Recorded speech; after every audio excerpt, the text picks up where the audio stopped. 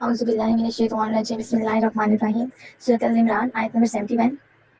या अहलल किताबी, ए अहले किताब, लिमा क्यों तलबिसूना मिलाते हो अल-हक़ का हक़ को बिल-बातिल, बातिल के साथ, वतक्तुमूना और छुपाते हो अल-हक़ का हक़ को, व अंतुम हालांकि तुम तालमूना जानते हो।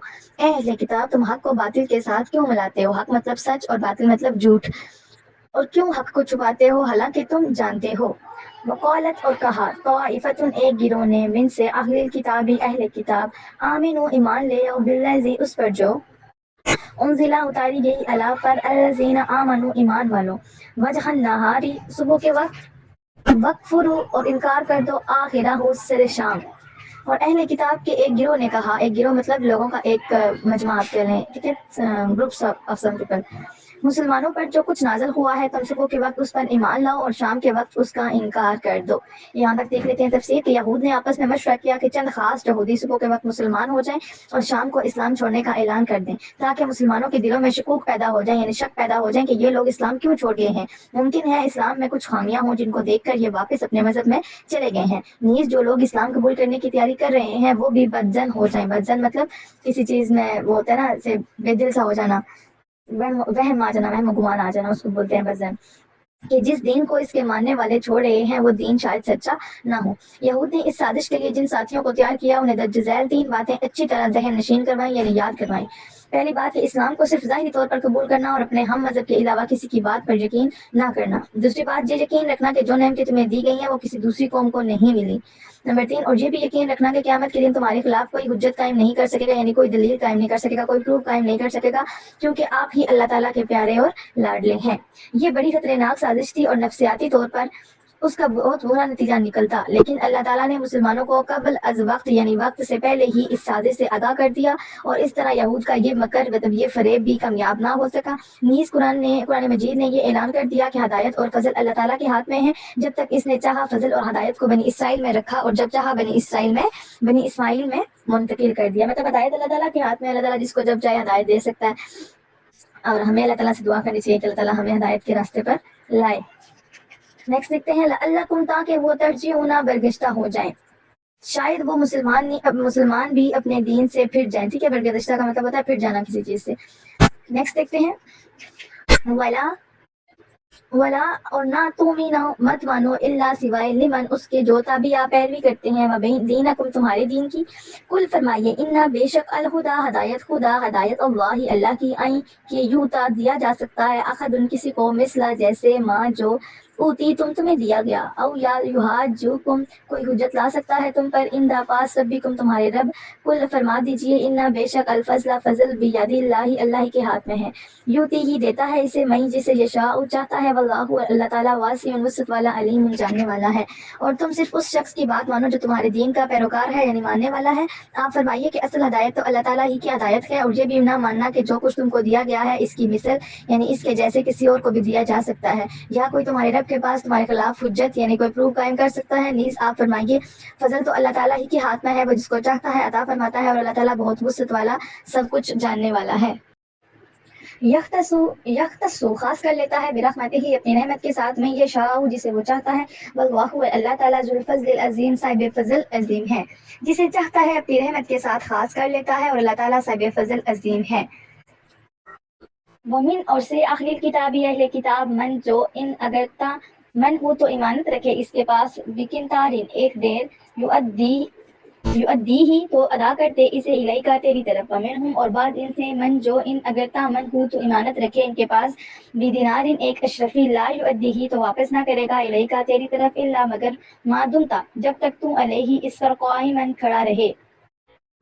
ज़ालिका ये बिअन्नहुम इसलिए कि वो क़ालू कहते हैं, लैसा नहीं अलैना हम पर, फिल उम्मियीना अनपढ़ों सबीलुन कोई गिरफ्त। और बाज़ अहले किताब तो ऐसे हैं कि अगर तो इन्हें खजाने का अमीन बनाए, अमीन कौन होता है? जैसे कोई लीडर होता है, ठीक है, अमीन ईमानतदार, मतलब हमने किसी को अमानत दी है ना तो उसकी हिफाजत करने वाला उसको अमीन कहा जाता है, तो वो तुझे वापस कर देंगे। और बाज़ ऐसे हैं कि अगर तो इन्हें 1 दिनार भी इमानत दें, एक दिनार आप समझ सकते हैं जैसे पाकिस्तानी रुपीज़ में आप मतलब 1 रुपया कह लें या इस तरह से इमानत दे, तो वो तुझे वापस नहीं करेंगे मगर जब तक तू इनके सर पे खड़ा रहे। इसकी वजह से इनका ये कौल है कि इन जाहिलों गैर यहूदी लोगों के मामले में हम पर कोई गिरफ्त नहीं होगी। وَيَقُولُونَ اور کہتے ہیں اللہ اللہ پر القاذبہ جھوٹ وہم حالانکہ وہ یعلمون جانتے ہیں، حالانکہ وہ اللہ تعالیٰ پر دانستہ جھوٹ کہتے ہیں۔ پہلے ہم اوپر تک دیکھ لیتے ہیں کہ جاہلوں کے معاملے میں ہم پر کوئی گرفت نہیں ہے، یعنی ہم سے کوئی پوچھ نہیں ہوگی، یہاں تک پہلے تفصیل دیکھ لیتے ہیں کہ یہ بعض یہودی یہ کہتے تھے کہ وہ اللہ تعالیٰ کے پیارے ہیں اور غیر یہودی لوگوں کے اموال ان کے لیے حلال ہیں۔ تو غیر یہودیوں کا جو مال ہے، مال و دولت، ان کے لیے حلال ہے، کیونکہ ساری مخلوق ان کی غلام ہے، اور اگر کوئی اپنے غلاموں کا مال کھا لے تو کسی کو اس سے باز پرس کا حق نہیں ہے، تو کسی کو اس سے پوچھنے کا حق نہیں ہے۔ یہودی کیا سمجھتے تھے، جیسے ہم نے پیچھے پڑھا کہ وہ جنت کو اپنا حق سمجھتے تھے، اور وہ سمجھتے تھے کہ ہم ہی سب سے خاص قوم ہے، ہم ہی اللہ تعالیٰ کے پیارے ہیں، تو اس لیے وہ کہہ رہے ہیں، یہودی یہ سمجھتے تھے کہ ہم اللہ تعالیٰ کے پیارے ہیں تو باقی جو ساری دنیا ہے وہ ہماری غلام ہے، اور اگر غلام ہے تو غلاموں کی کوئی چیز بندہ کھا بھی لے تو غلام اس سے کوئی پوچھ نہیں سکتا۔ قرآن مجید نے ان کے اس دعوے کی تردید کر دی ہے، یعنی ان کے اس دعوے کو رد کر دیا، انکار کر دیا کہ وہ اللہ تعالیٰ پر جھوٹا بہتان لگا رہے ہیں۔ بہتان کیا ہوتا ہے؟ جھوٹی بات کسی کی طرف منسوب کرنا۔ تو رات میں کہیں اس بد دیانتی کی اجازت نہیں ہے، بلکہ حقیقت میں اللہ تعالیٰ کے پیارے تو وہ لوگ ہیں جو دیانتدار ہوں اور اپنے عہد و پیمان کو پورا کریں۔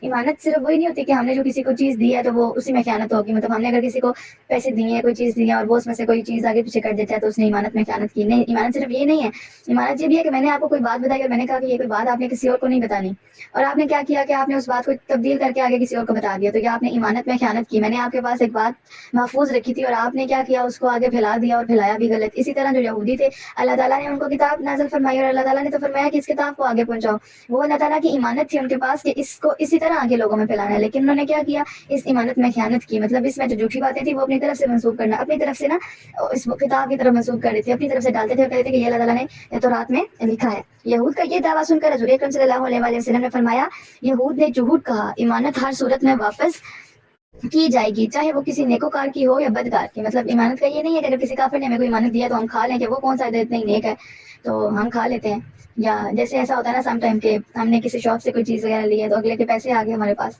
تو اب کچھ لوگ ہوتے ہیں وہ کہتے ہیں اچھا کیا ہوا، وہ روز ہم سے اتنے ایکسٹرا لیتے ہیں، ایک دن ہمارے ان کے پاس آ گئے تو کیا ہو گیا؟ نہیں، یہ اس میں ان کا حساب نہیں ہے، آپ اپنے ایمان کو دیکھیں نا۔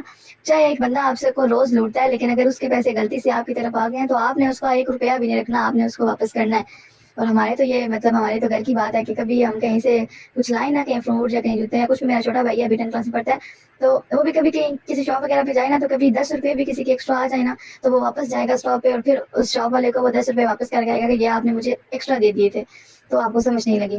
تو ہو سکتا ہے آپ کے اسی کام کی وجہ سے جو ہے نا وہ اگلا بندہ بھی نیک ہو جائے، اگر وہ کسی کے ساتھ بدیانتی کرتا بھی ہے تو وہ بھی ایماندار ہو جائے کہ یہ بندہ جو ہے وہ کسی کو دیکھ کے بھی بندہ جو ہے نا وہ بدل جاتا ہے نا۔ تو چاہے اگلا جیسا بھی ہے، آپ نے کیا کرنا ہے، آپ نے اپنے ایمان کا حساب دینا ہے، آپ نے دوسروں کا ایمان کا حساب نہیں دینا کہ اگر وہ کھا رہا تو میں نے بھی کھا لیا۔ نہیں، وہ کھاتا ہے تو بے شک ہے، وہ حرام کھاتا ہے تو بے شک ہے، لیکن اگر آپ کی طرف اس کا 1 روپیہ بھی آیا تو آپ نے وہ اپنے پاس نہیں رکھنا۔ نیز حضور اکرم صلی اللہ علیہ وسلم نے فرمایا، جو شخص ایماندار نہ ہو اس کا کوئی ایمان نہیں، اور جو شخص عہد پورا نہ کرے اس کا کوئی دین نہیں۔ عہد کیا ہوتا ہے؟ بات، آپ نے کسی سے کوئی بات کہی اور آپ نے اس کو پورا نہیں کیا۔ اس سے معلوم ہوا کہ جس کسی سے معاملہ کیا جائے، چاہے وہ مسلمان ہو یا کافر، ہر صورت میں دیانتداری، سچائی اور وعدہ وفائی سے کام لیا جائے۔ ہجرت والی نازک رات میں بھی ہمارے پیارے نبی حضرت محمد مصطفیٰ صلی اللہ تعالیٰ علیہ وآلہ وسلم نے جس ایمانت اور دیانت کا مظاہرہ کیا، تاریخ انسانیت اس کی مثال لانے سے قاصر ہے، مطلب اس کی مثال نہیں لا سکتی۔ یعنی معتصب کافر حضور اکرم صلی اللہ علیہ وسلم کو شہید کرنے کے لیے تلواریں لے کر دروازے پہ کھڑے تھے، اور آپ ان کی ایمانتوں کی واپسی کو یقینی بنا رہے تھے۔ اسلام کی اشاعت میں، یعنی اسلام کو پھیلانے میں، حضور اکرم صلی اللہ علیہ وآلہ وسلم کی صداقت و ایمانت نے نمایاں کردار ادا کیا۔ آج بھی اس بات کی اشد ضرورت ہے، یعنی بہت ضرورت ہے کہ مسلمان اپنے پیارے نبی کی سنتوں کو زندہ کریں اور صداقت و ایمانت کا ایسا عملی مظاہرہ کریں کہ دوسرے لوگ متاثر ہو کر اسلام کے قریب آ جائیں۔ اور اگر مسلمان بددیانتی اور دھوکہ بازی کریں اور غیر مسلم ممالک کے ساتھ معاہدوں کا احترام نہ کریں تو پھر مسلمانوں کا انجام کیا ہوگا؟ اب اس میں کیا بات کی جا رہی ہے کہ جب ہجرت کی رات، مطلب پہلے آپ صلی اللہ علیہ وسلم مکہ میں رہتے تھے نا، جب مکہ کے لوگوں نے بہت زیادہ آپ پر ظلم و ستم کیے، جب مکہ کے لوگ آپ صلی اللہ علیہ وسلم کو مانتے بھی نہیں تھے، آپ کے خلاف سازشیں بھی کرتے تھے، لیکن ان کو پتا تھا کہ یہ بہت ایماندار ہے، یہ صادق ہے، یہ امین ہے، وہ بھی اس بات کو مانتے تھے اور وہ اپنی ایمانتیں آپ صلی اللہ علیہ وسلم کے پاس رکھواتے تھے، اتنا کہ وہ آپ کے خلاف تھے، لیکن پھر بھی ان کو اتنا یقین تھا کہ یہ ایماندار ہیں، یہ ہماری ایمانتیں محفوظ رکھیں گے، تو انہوں نے اپنی ایمانتیں آپ صلی اللہ علیہ وسلم کے پاس رکھی تھی۔ تو جب جو مکہ کے لوگ تھے وہ آپ صلی اللہ علیہ وسلم کی بہت زیادہ خلاف ہو گئے، یہاں تک کہ وہ دروازے پہ تلواریں لے کے آپ کو نعوذ باللہ شہید کرنے کی سازشیں بنا رہے تھے، تو تب بھی آپ صلی اللہ علیہ وسلم نے یہ نہیں سوچا کہ وہ مجھے مار رہے ہیں تو میں، مطلب آپ صلی اللہ علیہ وسلم کو اللہ تعالیٰ نے حکم دیا تھا نا کہ آپ اب مکہ سے ہجرت کر کے مدینہ چلے جائیں، تو بجائے اس کے کہ مطلب آپ یہ سوچتے کہ یہ لوگ تو مجھے مارنے کی سازش کر رہے ہیں تو میں ان کی ایمانتوں کی پرواہ کیوں کروں، پڑی رہی یہیں پہ، یا آگے پیچھے کر دوں یا ساتھ لے جاؤں، نہیں، وہ تو آپ صلی اللہ علیہ وسلم نے پھر بھی ان کی امانتوں کا فکر کی. آپ نے کیا کیا کہ پہلے حضرت علی کو ادھر اپنے بسترے پہ سلایا اور ان کو امانتوں کا بتایا کہ یہ امانتیں ہیں، اور جب صبح ہوگی تو یہ امانتیں تم نے سارے لوگوں کو واپس کرنی ہے. اور پھر آپ صلی اللہ علیہ وسلم مکہ سے ہجرت کر کے مدینہ آئے. تو یہ ہوتا ہے کہ دیکھیں آپ صلی اللہ علیہ وسلم کو اتنی مشکل تھی، جو لوگ ان کی مارنے کی سازشیں کر رہے تھے، پھر بھی آپ کو انہی کی ایمانتوں کا خیال تھا کہ ان کی ایمانتیں کہیں آگے پیچھے نہ ہو جائیں. نیکسٹ دیکھتے ہیں. جی بلا، ہاں کیوں نہیں، من جس نے اوفا پورا کیا بیاتی ہی اپنا وعدہ، وقت کا اور پرہیزگار بنا. فإنا تو بے شک اللہ تعالیٰ یحب محبت کرتا ہے المتقین پرہیزگاروں سے. ہاں کیوں نہیں، جس نے اپنا وعدہ پورا کیا اور پرہیزگار بنا تو بے شک اللہ تعالیٰ پرہیزگاروں سے محبت کرتا ہے. انا بے شک الذین، جو لوگ یشترونا خریدتے ہیں بعہد اللہ، اللہ کے عہدوں کے عوض، وایمانہم اور اپنی قسمیں، ثمناً قیمت قلیلاً تھوڑی سی، اولئک یہی ہے، لا نہیں، خلق کچھ حصہ، لہم ان کے لیے، فی الآخرۃ آخرت میں. جو لوگ اللہ تعالیٰ کے عہد مطلب اللہ تعالیٰ کی بات اور اپنی قسموں کے عوض، اس کے بدلے میں تھوڑی سی قیمت خریدتے ہیں، ان کے لیے آخرت میں کوئی حصہ نہیں. یہاں تک دیکھ لیتے ہیں تفسیر کہ جو لوگ اللہ تعالیٰ کا وعدہ اور احکام کو دنیاوی منفعت یعنی دنیاوی فائدے پر قربان کر دیتے ہیں اور جھوٹی قسمیں کھا کر لوگوں کو دھوکہ دیتے ہیں، ان کے لیے قرآن مجید نے درجہ ذیل 5 سزاؤں کا ذکر کیا ہے، جن میں سے کوئی ایک سزا بھی اہل ایمان کو تنبیہ کے لیے کافی ہے. یعنی ان میں سے اگر کوئی ایک سزا بھی ایمان والوں کو ڈرانے کے لیے بتائی جائے نا، تو وہ ایک سزا کا سن کے کسی کو دھوکہ نہ دیں اور نہ ہی اپنے دنیاوی فائدے کے لیے اپنی آخرت کو خراب کریں. تو دیکھتے ہیں ہم اس کی سزائیں کون کون سی ہیں. پہلی سزا، آخرت میں اللہ تعالیٰ کی رحمت سے محروم ہوں گے. نمبر 2، اللہ تعالیٰ کی محبت بڑی گفتگو سے محروم رہیں گے. نمبر 3، اللہ تعالیٰ کی نظر رحمت سے محروم رہیں گے. نمبر 4، گناہ کی علائشوں سے انہیں پاک نہیں کیا جائے گا. نمبر 5، اور ان کے لیے دردناک عذاب ہوگا. خود سوچے نا، اس میں سے اگر کوئی ایک بھی ہمیں بتائی جائے کہ آپ کو یہ سزا ملے گی، آپ نے دھوکہ نہیں دینا، آپ نے کسی کے ساتھ جھوٹ نہیں بولنا، آپ نے وعدے کا پاس رکھنا ہے، تو ہم تو ایک ہی وہ سن کے تو اسی کے ڈر سے ہم وہ کام نہ کریں. لیکن کون ہے وہ جو کام نہیں کریں گے؟ جو اہل ایمان ہوں گے، جن کا ایمان مضبوط ہوگا، جن کا ایمان اللہ پر پختہ ہوگا، تو وہی ظاہری بات ہے سزا سے ڈریں گے نا. جن کا ایمان ہی پختہ نہیں ہے، ان کو کیا سزا کی فکر. نیکسٹ دیکھتے ہیں. جی نیکسٹ دیکھتے ہیں.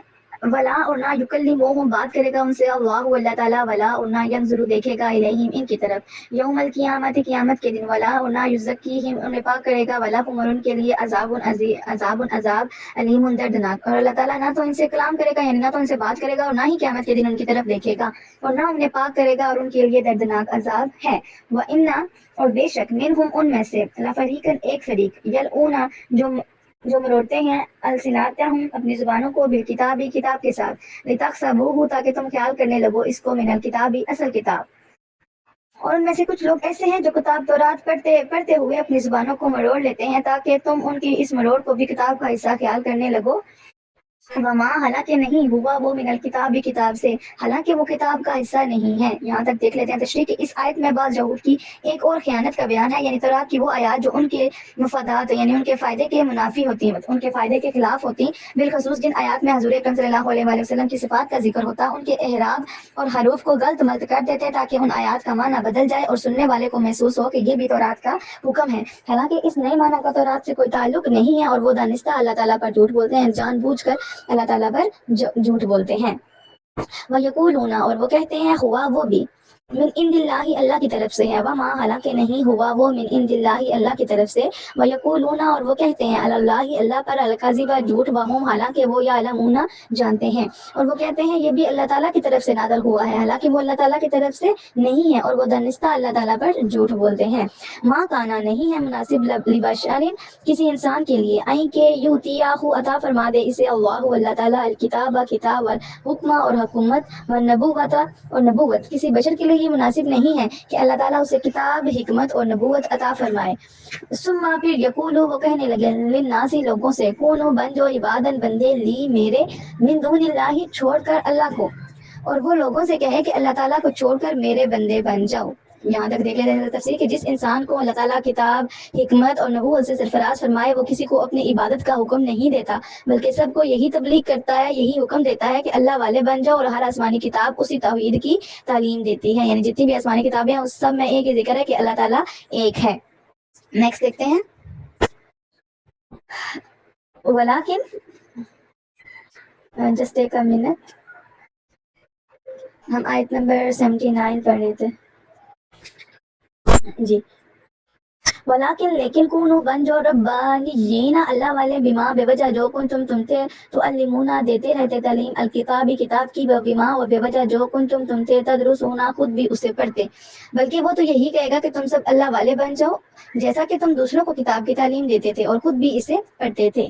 ولا اور نہ اللہ یا امورکم وہ نہیں حکم کرے گا تمہیں ان کے تتخذوا بنا لو الملائکۃ فرشتوں کو والنبیین اور پیغمبروں کو اربابا خدا. یا امرکم وہ کیا وہ حکم دے سکتا ہے تمہیں بالکفری کفر کرنے کا بعد اس کے ان تم مسلمان ہو. اور وہ تمہیں یہ حکم نہیں دے گا کہ تم فرشتوں اور نبیوں کو رب بنا لو. کیا وہ تمہارے مسلمان ہونے کے بعد تمہیں کفر کا حکم دے گا؟ مطلب ایسے انسان کے بارے میں بتایا جا رہا ہے نا کہ جس کو کتاب دی گئی ہے، حکمت دی گئی ہے، نبوت دی گئی ہے، اس کو نبی بنایا گیا ہے، تو اس کے بارے میں بتایا جا رہا ہے کہ وہ کبھی بھی انسان کو یہ تبلیغ نہیں دے گا کہ تم اللہ کو چھوڑ کے اور میرے بندے بن جاؤ، کیونکہ سب کچھ تو اس کو اللہ نے دی ہے. تو وہ اللہ تعالیٰ وہ بندوں کو یہی تبلیغ دے گا کہ اللہ والے بن جاؤ، کیونکہ وہ انسان کو مسلمان ہونے کے بعد دوبارہ کفر کا حکم نہیں دے گا نا. جو نبی ہے وہ تو پھر اللہ کا ہی حکم دے گا. اللہ تعالیٰ نے جو نبوت عطا فرمائی ہے تو وہ اللہ تعالیٰ کی ہی تبلیغ کرے گا. امید ہے آپ کو یہاں تک سمجھ آ گئی ہوگی. باقی کوئی بھی کوشچن ہو تو آپ مجھے ان باکس کر لیں. اللہ تعالیٰ سے دعا ہے کہ اللہ تعالیٰ ہمیں علم دین اور دنیا پڑھنے، سمجھنے، اس پر عمل کرنے، اسے دوسروں تک پہنچانے اور اس تفسیر کو مکمل کرنے کی توفیق عطا فرمائے. آمین ثم آمین یا رب العالمین. وما علینا الا البلاغ المبین.